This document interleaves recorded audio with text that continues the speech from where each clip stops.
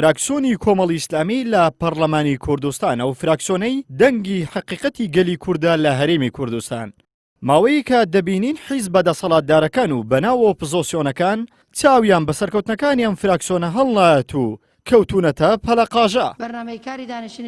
کۆبوونەوەی ژمارە 6 یاسایی پەرلەمانی کوردستانە و کۆبوونەوەی بوو کە فراکسیۆنی کۆمەڵی ئیسلامی بە شانازیەوە لە کۆنگرەیەکی ڕۆژنامەنووسی ڕایگەیاند. بەشداری وەها کۆبوونەوەیەک ناکەن کە کارنامەکەی لە خزمەتی خەڵکدا نەبێت. خوێندنەوەی یەکەم بۆ کۆمەڵێک پرۆژە یاسا دەکرێت کە بەڕاستی گرنگ نین ئێستا بۆ خەڵک و کێشەی خەڵک نین ئێستا دەنامە هەر پرۆژە یاسایە کە ئەگەر بۆ چینی توێژێکیش بە سوود بێ ئێمە پشتیوانی دەکەین پژیر دەکەین، بەڵام بەڕاستی لە ئەستۆگرتنی فەرمانبەران لە هەرێمی کوردستان یا پرۆژە یاسای بەڕێوەبردن و پاراستنی شوێنەوار و کەلەپور لە هەرێمی کوردستان یا ڕێخستنی میدیای ئەلکترۆنی لە هەرێمی کوردستان ئەمانە بابەتی خەڵک نین، کێشەی خەڵک نین ئەمڕۆ.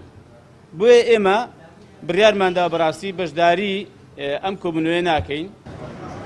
هەر لەو کۆبوونەوەیدا بوو پێشنیازە یاسای ڕێخستنی میدیای ئەلکترۆنی خرایە بەرنامەی کار و تەواوی فراکسیۆنەکان لەوێ ئامادە بوون جگە لە فراکسیۆنی کۆمەڵی ئیسلامی.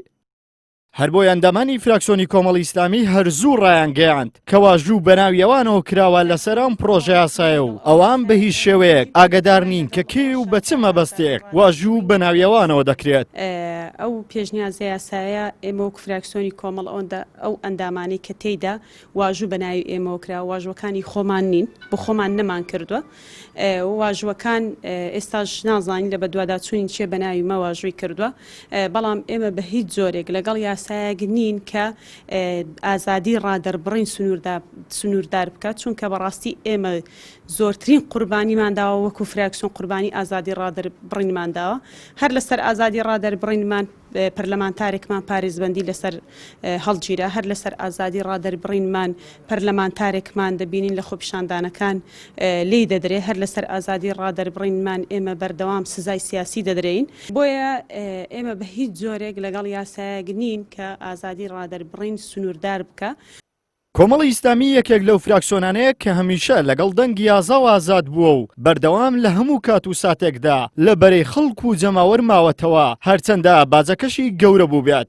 هەر بۆیە پەرلەمانتارێکی کۆمەڵی ئیسلامی دەڵێت ئێمە نوێنەری حەقیقی خەڵکی کوردستان و هەمیشە بڕیارمانداوە فراکسیۆنەکەمان لە بەرەی خەڵکدا بێت. حیزب هەبێت لە ڕێی فراکسیۆنەکەی ئیمتیازات بۆ حیزب بێنێ، بەڵام ئێمە بۆتینێ لەوانەیە لەسەر حیزبمان باجێکی زۆرمان دابێت کە بەڵێ حیزبمان جاری وا کەوتبێتە خەتەر کە فراکسیۆنەکەتان هەڵوێستی توندە، فراکسیۆنەکەتان بە قسەمان ناکات لەو پرۆژە یاسانەیەکەوە بە بەرژەوەندیمان نەزانیوە. بۆ نمونە یاسای چاکسازی کە هاتە پەرلەمان ئەسڵی یاسایەکە سەقەت بوو، بۆیە فراکسیۆنی کۆمەڵ نەکردەنجی پێنەدا، هەر بایکۆتی دانیشتەکەشمان کۆمەڵی ئیسلامی تاکە فراکسیۆن بووکەوە لەسەر داواکردنی مافی خەڵک حەسانن لە پەرلەمانستانی سراوەتەوە و هەروەها پەرلەمانتاری هجومی کراوسەر و لێی دراوە. ئەوە هەر هەمووی شاهدی ئەوەیە کە بەڵێ ئێمە خۆمان گەورەترین باجی ڕای ئازادماندا.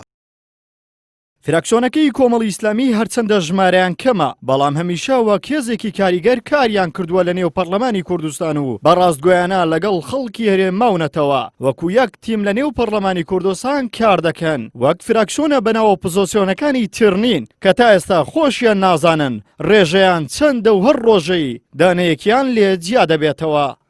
عیمران ئەمیر، کەناڵی ئاسمانی پەیام، هەولێر.